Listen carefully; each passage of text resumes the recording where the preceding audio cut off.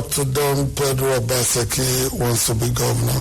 We don't know what platform really, or what political party do you want to lead Edo State? I am a very faithful, loyal, and card-carrying member of the All Progressives Congress, APC. And I hope, to the glory of God, I will be the flag bearer of the APC in the election in Edo State when full electioneering begins. So I'm an APC member because the people get the leadership they deserve. I am a passionate young man, not very young anymore, and I truly believe that I have a vision, and that vision I want to turn it to the mission of the entire Edo nation when I run for office in 2016. And so I've never thought about the election. I think about a movement, Edo beyond 2016. So I am running for office to win and to serve the good people of Edo State and change the political atmosphere and the governorship, the governance arithmetic. Because you said it in the first option, people just join because they want to be relevant. I am already relevant, and I want to spread that relevance to touch every nook and cranny of the state and give every normal Edo person a sense of belonging and bring back the pride of the old Edo or Bendel or Midwestern Nigeria back to the fore. And I think if I keep quiet and continue to be a cubicle critic behind the sanctuary of my locked door, I will be doing myself a disservice and maybe go to my grave taking with me things I think God had saddled me with to share for and with my people. I want to run, and I am running not for office. I am running for my people. That is the truth. Now, for these people that you are so passionate about, what would be the, when you look at Edo State today, yes. You said you want to return to the glory, to those days of glory of the old Bendel of Midwest State. For you, what would be the most passionate thing that you would want to do if you become governor of Edo State tomorrow? I don't have one passion. Why I asked, yes. There are people who have been governors yes. who say they have a three-point agenda. Yes. Even among that 3 points, when you ask them, yes, there's always a number one. They always tell you there's a number one. So for you, what would be the most important? The number one is not very tangential. It is intangible. H-O-P-E. Hope. I want to be a leader who will deal in hope. And once you deal in hope, you will be resurrecting and be resuscitating the humanity of the person. I want to be a dealer in hope so that I can counsel. We're growing up, we worry that I will say secure and counsel. I want to counsel the hopelessness that seems to pervade the entire atmosphere. If you were doing internet or using your phone, let's call it a PIN code. I have a PIN code, and my PIN code is premised on the 3 letters that constitute Edo as a word. E-D-O. I want to empower my people. I want to develop the state, and I want to create the right opportunities so that the people can move forward. When you look at the entire governorship mantra, everything will fall under these 3. So every program I have, all the cardinal programs are premised on creating the right employment, education, empowerment, and creating the right development infrastructure, development manpower, development, and then creating opportunities for the people. I want to move my people upward by raising their brain power, because you cannot move the people forward without moving their brain power upward.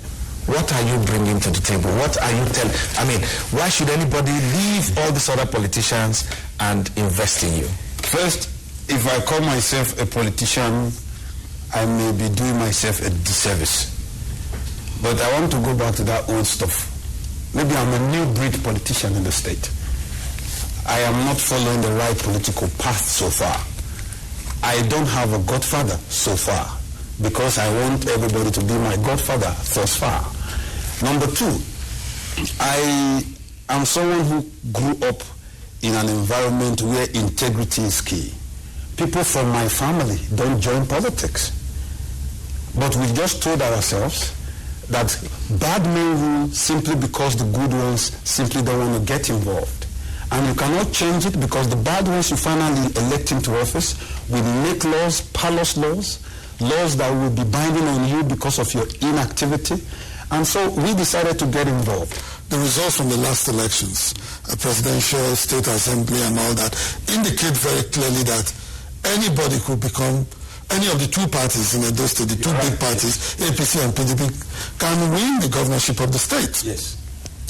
Now, the big wigs in the state in terms of politics, as it were, whether the Anenis, the Tomikimis, and all these are people who have had some serious battle with Oshiomole, the current governor, and they will all be waiting for the next election to battle it out. Yes. So would you consider yourself that you are disadvantaged really being in the APC? I am an admirer of Oshiomole.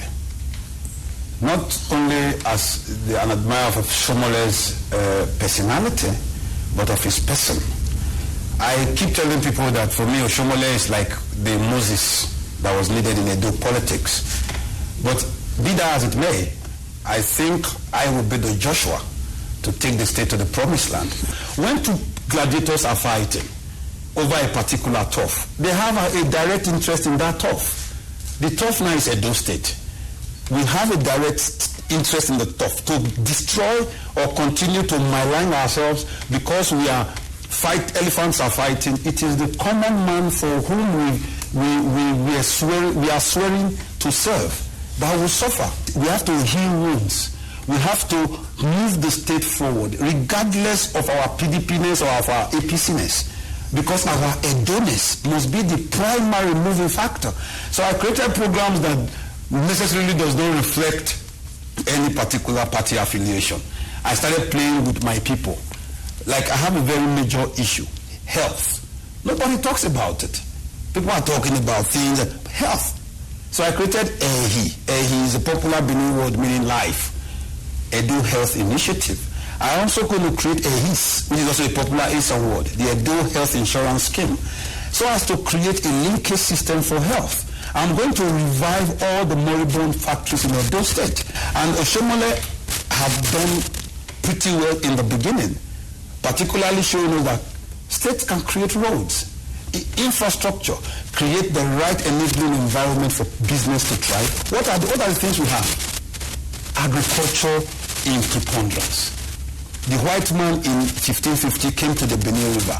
In 1861, the Lagos colony, and 1863, the protectorate of the oil rivers. The oil rivers wasn't crude oil. It was palm oil. And the importance of that same palm oil is still very paramount today. Dan, it's not something you just thought about yesterday. So 1 hour wouldn't be enough, actually. But you have to go.